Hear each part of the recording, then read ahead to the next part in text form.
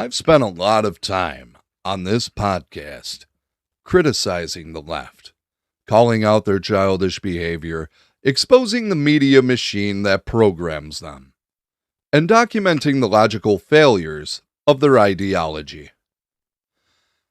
And all of that is necessary. The truth needs to be told. But here's the practical problem. We're living with these people. They're our coworkers, our neighbors, sometimes our family members.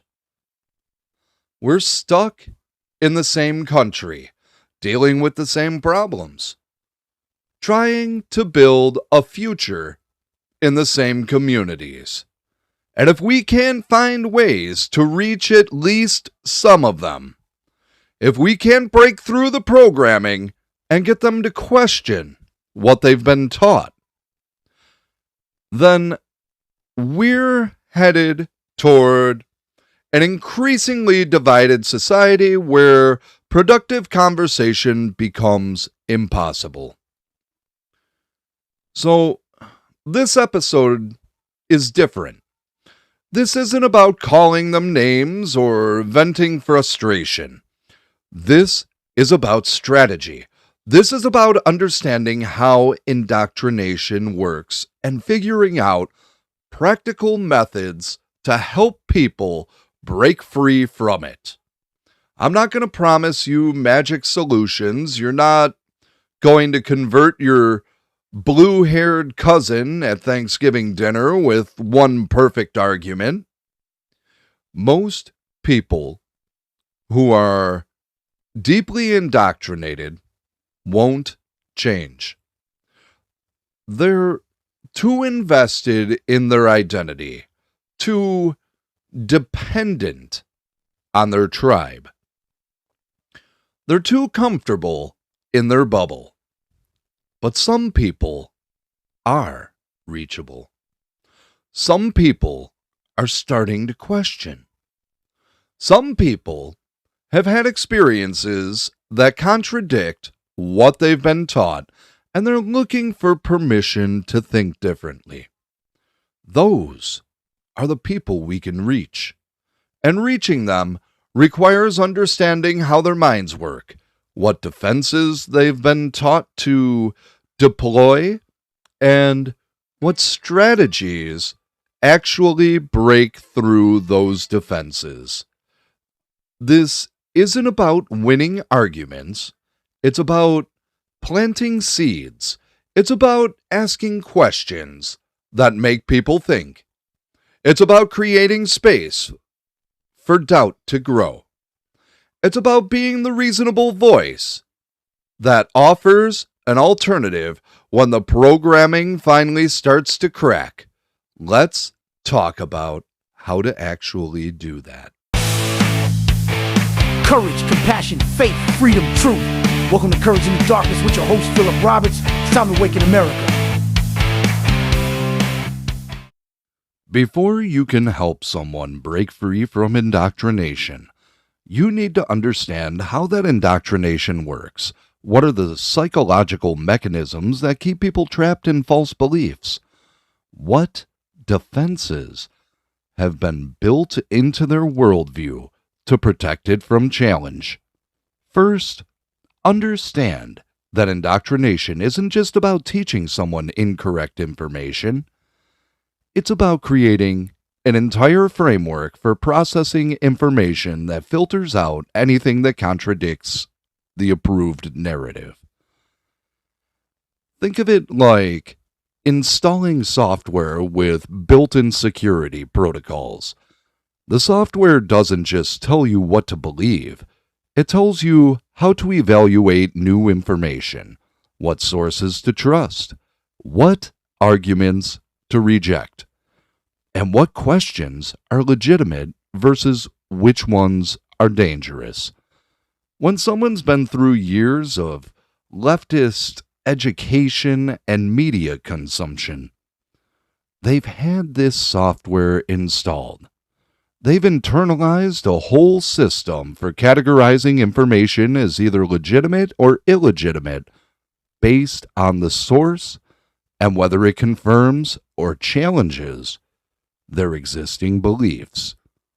This is why simply presenting facts doesn't work.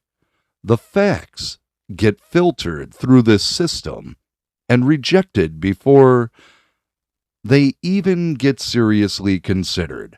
The person doesn't think, that's interesting evidence that contradicts what I believe. They think, that's right-wing propaganda, and I can dismiss it. The programming also includes emotional associations. Certain ideas trigger fear responses. Certain questions trigger guilt or shame. This isn't accidental. It's how the indoctrination protects itself. For example, if you've been taught that questioning open borders is racist, then anytime you start to question open borders, you feel shame and guilt. That emotional response shuts down the questioning before it can go anywhere. You retreat back to the approved position to make the bad feeling go away. The programming creates an identity around the beliefs. You're not just someone who happens to hold progressive positions. You're a good person because you hold those positions. You're enlightened, compassionate, on the right side of history. This means that challenging the beliefs feels like a challenge to the person's entire sense of self.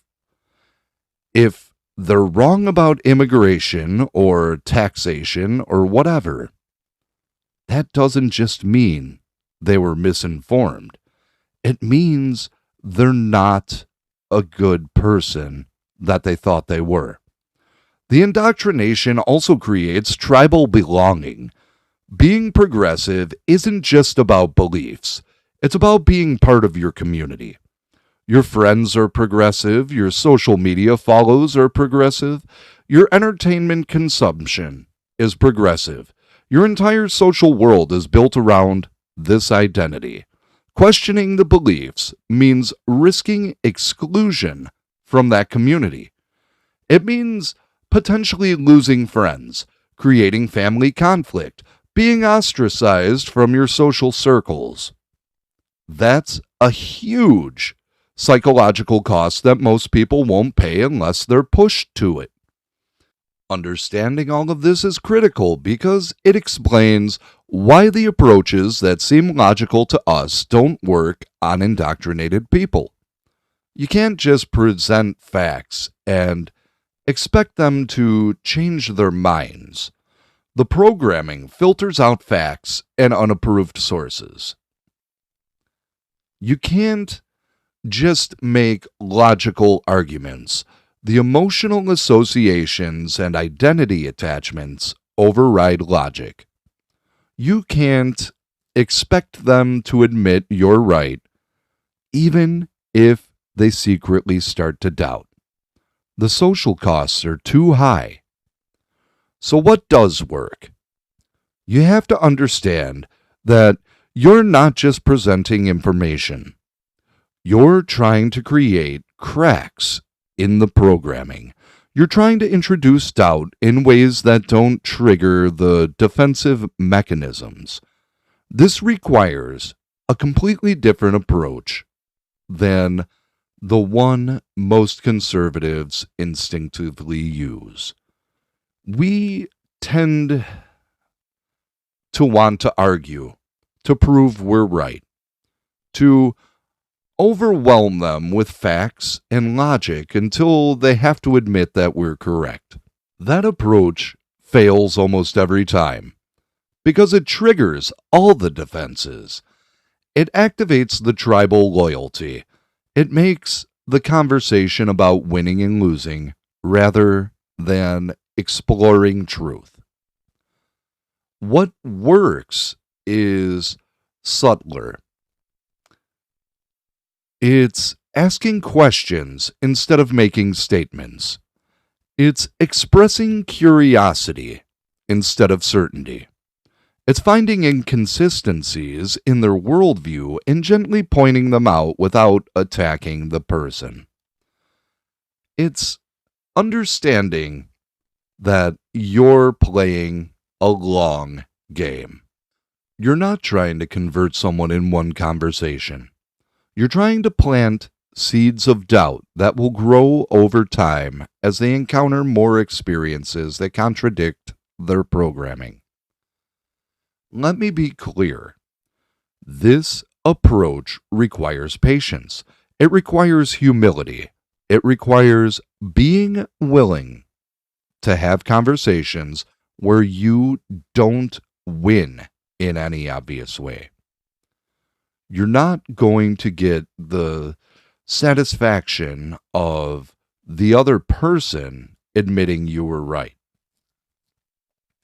But what you might get is a person who 6 months or a year later starts questioning things on their own, who remembers that you asked questions they couldn't answer, who realizes that the programming didn't prepare them to defend their beliefs, only to dismiss challenges. That's success. Not dramatic conversion, but gradual awakening, not defeating them in argument, but helping them think.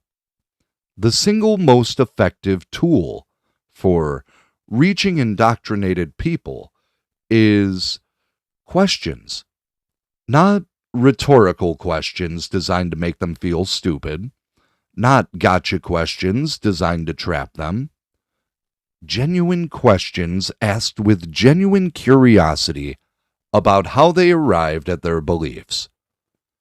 This is called the Socratic method, after the ancient Greek philosopher Socrates, who taught by asking questions rather than lecturing. The method works because it bypasses the defensive mechanisms that get triggered when you make statements. When you make a statement, especially one that contradicts someone's beliefs, their brain immediately goes into defense mode. They start formulating counterarguments. They start looking for ways to dismiss what you're saying.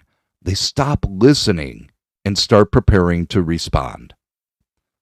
But when you ask a question, especially if it's asked genuinely, their brain has to engage differently. They have to actually think about the answer. They have to examine their own reasoning. And sometimes in doing that, they discover that their reasoning isn't as solid as they thought. Let me give you specific examples of how this works in practice. Instead of saying, open borders would be a disaster, try asking, how do you think we should determine who gets to immigrate to America? Should there be any limits, or should anyone who wants to come be able to come? If there should be limits, what should they be based on? These questions force the person to actually think through the practical implications of their position. Most people who support open borders haven't actually thought about what that would mean in practice. They've just accepted the emotional appeal of being welcoming and inclusive. By asking them to explain the specifics, you're making them confront the complexity they've been avoiding. And often, once they start trying to answer, they don't realize their position doesn't make sense. Instead of saying, socialism has failed everywhere it's been tried, try asking, can you point me to an example of a socialist country that succeeded? What did they do differently than the ones that failed? What would prevent the same problems from happening here? This approach doesn't directly challenge their belief in socialism. It just asks them to provide evidence for it. And if they can't, if they start stumbling or making excuses or getting defensive, that's them realizing that their belief isn't based on evidence. Instead of saying, defunding the police was a terrible idea, try asking, what do you think should happen when someone commits a violent crime? Who should respond? How should they be trained and equipped? How should that be funded? Again, you're asking them to think through the practical realities. Most people who supported defunding the police never thought about what would replace police. They just liked the slogan and the emotional satisfaction of pushing an institution they'd been taught to hate. Making them articulate what the alternative would actually look like often reveals that they haven't thought it through. Here's the key to making this work. You have to ask genuine questions, not rhetorical ones. You have to actually listen to their answers and engage with what they say. You have to be willing to acknowledge when they make good points.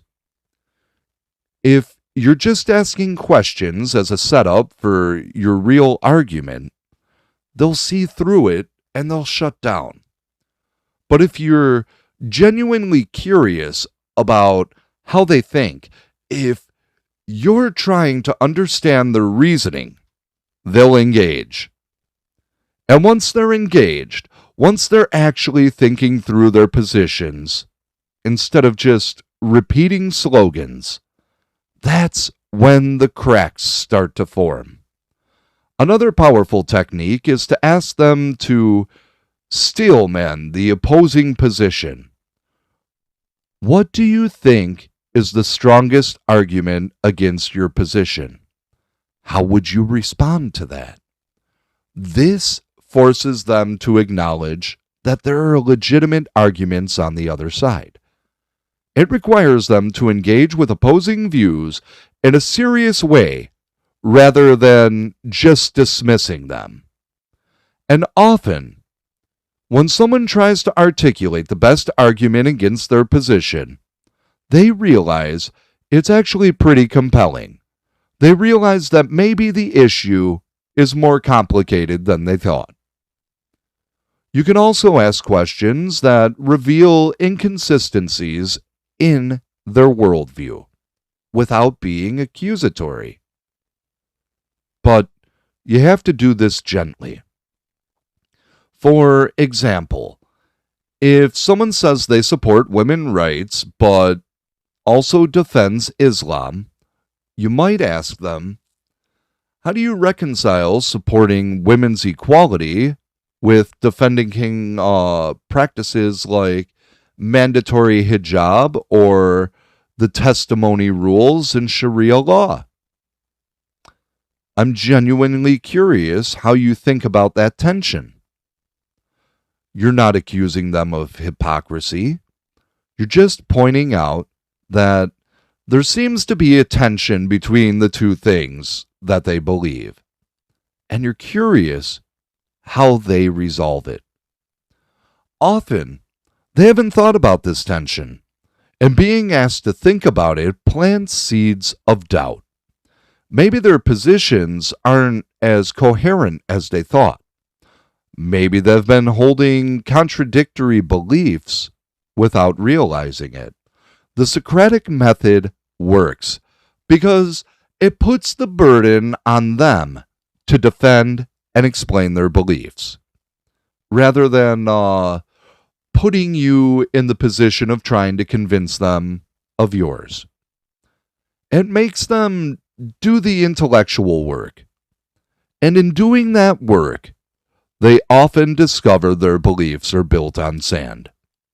But again, this requires patience.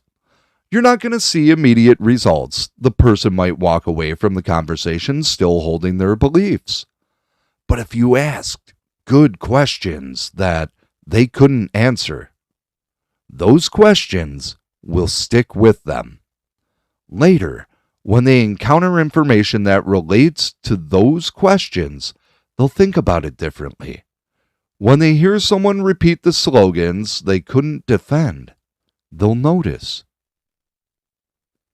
Slowly, the programming starts to crack.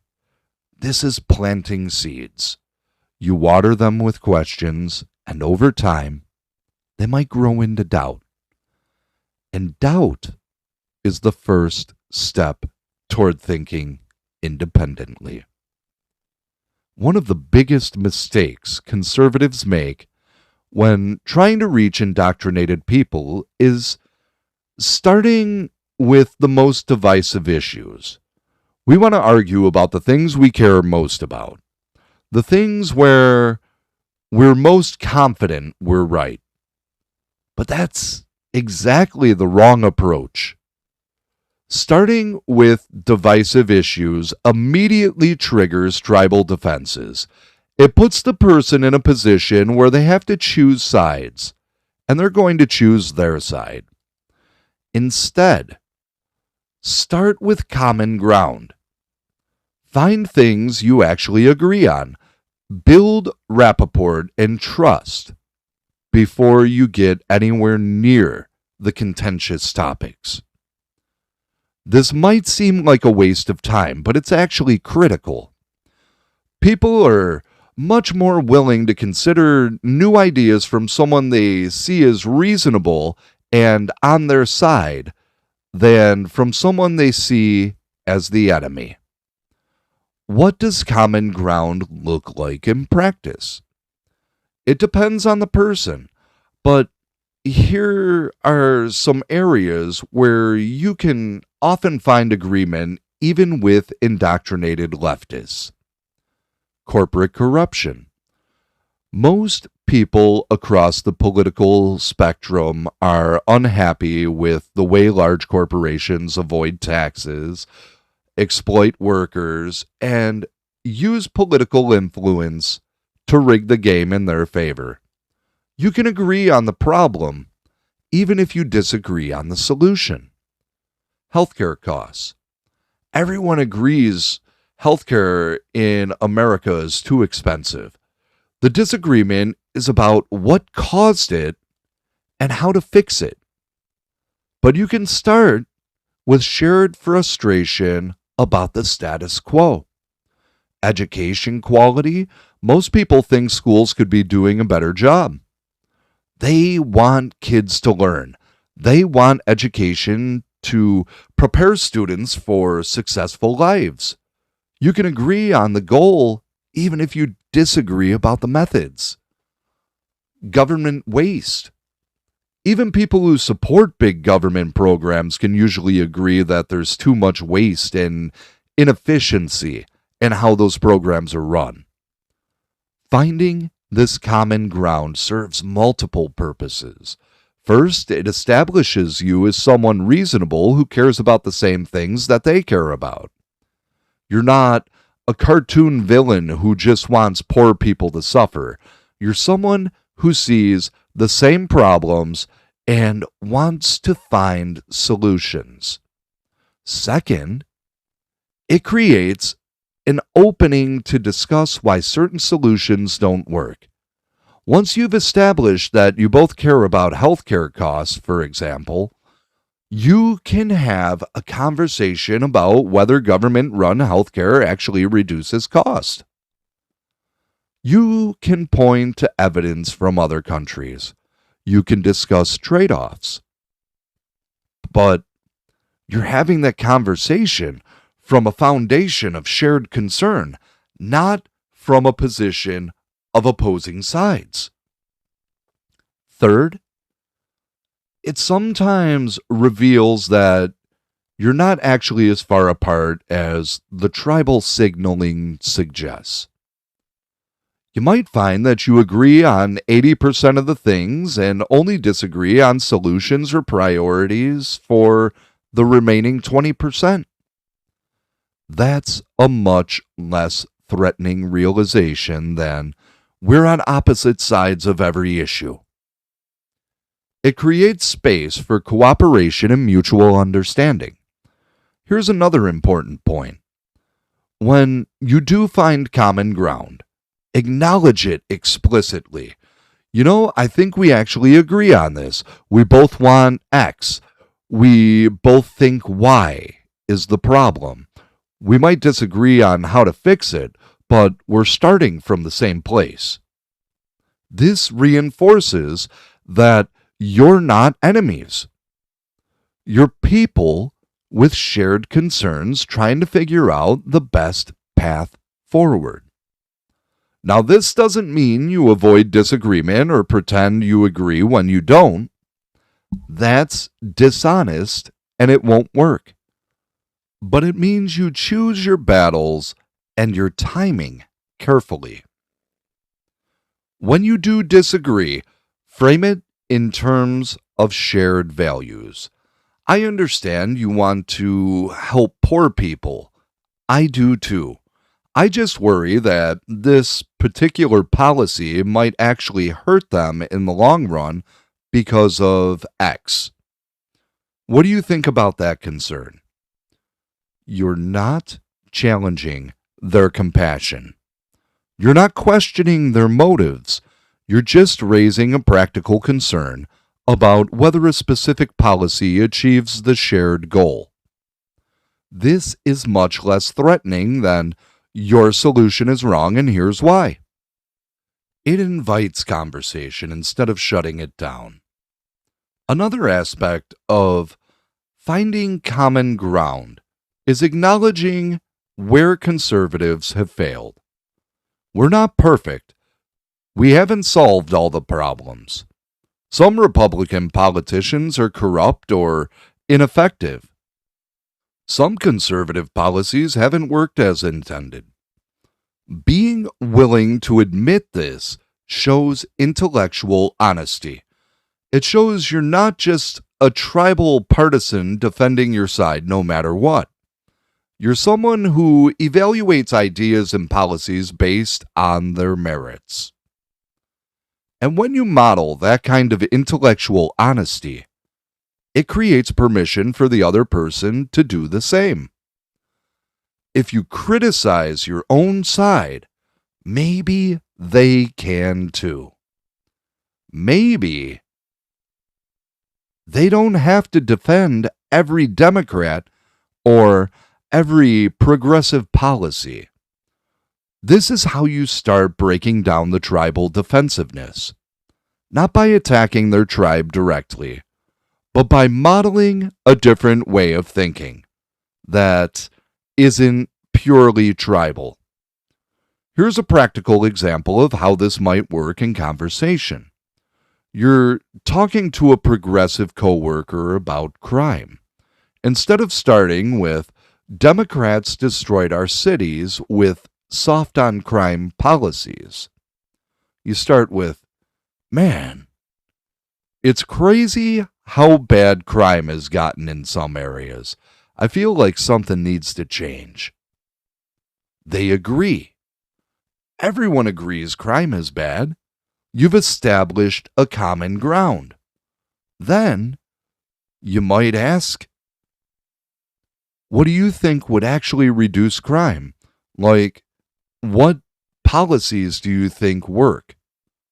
They share their thoughts. Maybe they talk about poverty reduction, education, rehabilitation. You listen. You acknowledge good points. Yeah, I definitely think education matters. Good point. Then you might gently introduce a complication. I wonder though, like, what do we do right now about people actively committing crimes? Not prevention for the future, but like someone's breaking into cars tonight. What happens? This opens a conversation about enforcement without making it about sides. You're just asking practical questions about how society handles the immediate problem. And in that conversation, you might find opportunities to share information about what actually reduces crime. and how reducing police presence affected different neighborhoods, about the trade-offs involved in different approaches. But you're doing it from a foundation of shared concern about the problem, not from a position of my team versus your team. This is the long game, building trust, finding common ground, having real conversations instead of political arguments.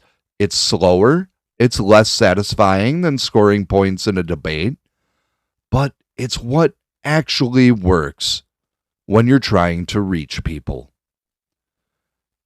Here's something important that I haven't mentioned yet. Not everyone is reachable.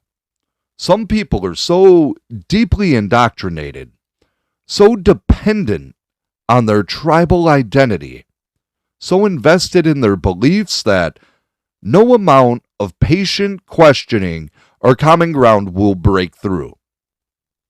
And you need to be able to recognize those people and walk away.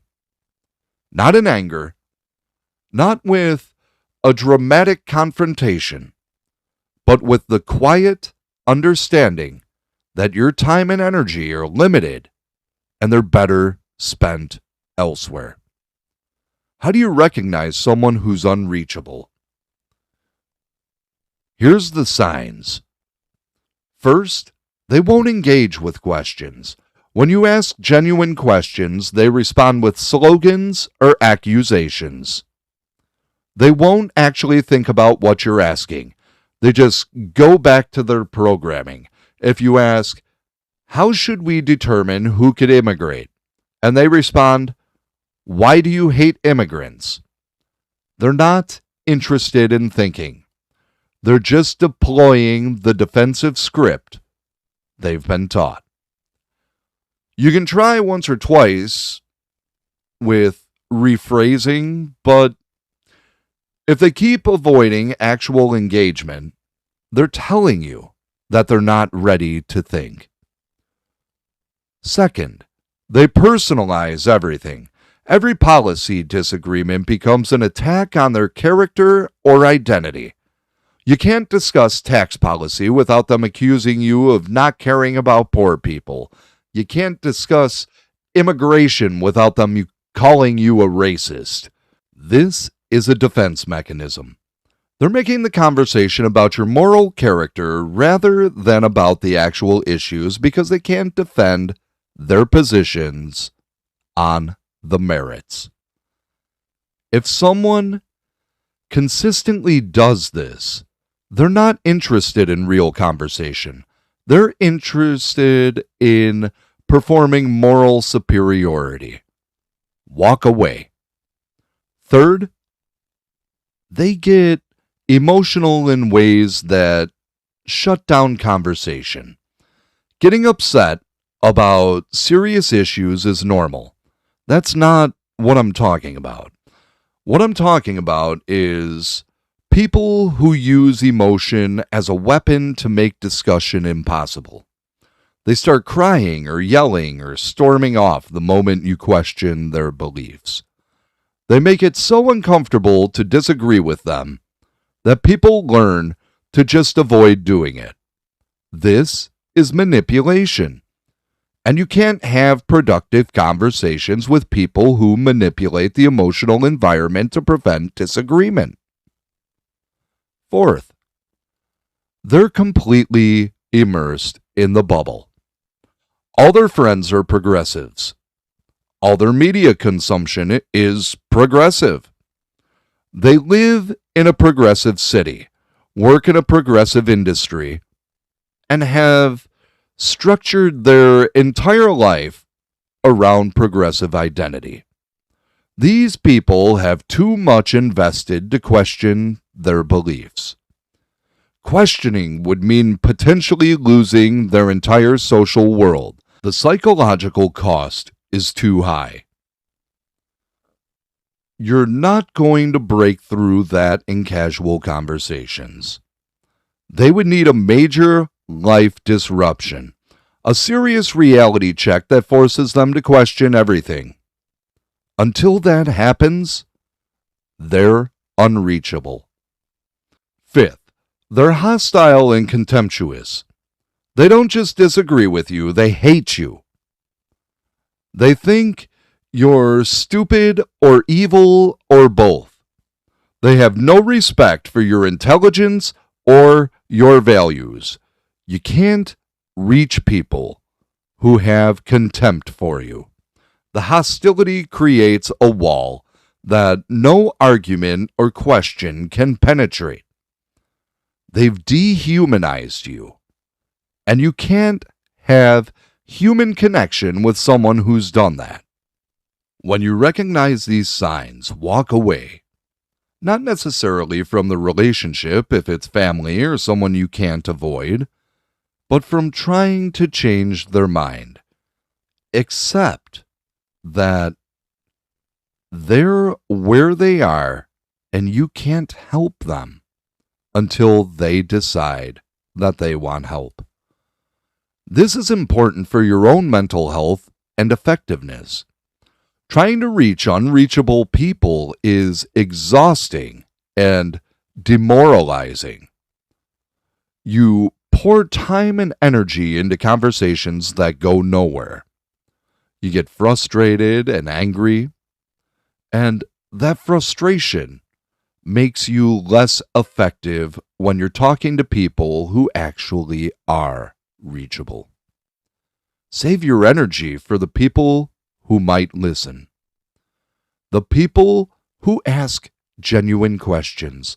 The people who seem uncertain or curious. The people who haven't completely locked themselves in the bubble. Those people exist. They're not the loudest voices. They're not the ones getting the most attention on social media. But they are out there, questioning quietly, looking for alternatives to the programming. Those people are worth your time. Here's how to recognize reachable people. They ask you questions instead of just lecturing you. They acknowledge when you make good points. They seem genuinely curious about different perspectives. They express frustration with their own side sometimes. These are signs that the programming isn't complete, that there's still independent thought happening, that doubt is already starting to grow. With those people, be patient, be helpful, be the reasonable voice that offers an alternative. Don't push too hard. Don't expect quick results. Just keep asking questions, finding common ground, and being available when they're ready to think differently. And be okay with the fact that most people won't change. That's not your failure. That's just reality. Indoctrination is powerful. Tribal identity is powerful. Social pressure is powerful. Most people won't overcome those forces, but some will. And if you can help even a few people break free, that's worth the effort. Also, know when you need to walk away for your own sake. If engaging with indoctrinated people is making you angry, bitter, or hopeless, take a break. You can't help others if you're burning yourself out. Focus on building your own community. Strengthen your own relationships with people who share your values. Work on local issues where you can make practical differences. Engage with the reachable people when you have the energy. But don't make it your entire existence. You're not responsible for saving everyone. You're just responsible for being faithful to truth and available to people who want to hear it. Reaching indoctrinated people isn't about winning arguments. It's about planting seeds. It's about asking questions that create doubt. It's about being the reasonable alternative when the programming starts to crack. Most people won't change. The indoctrination is too strong. The tribal identity is too important. The social cost, too high.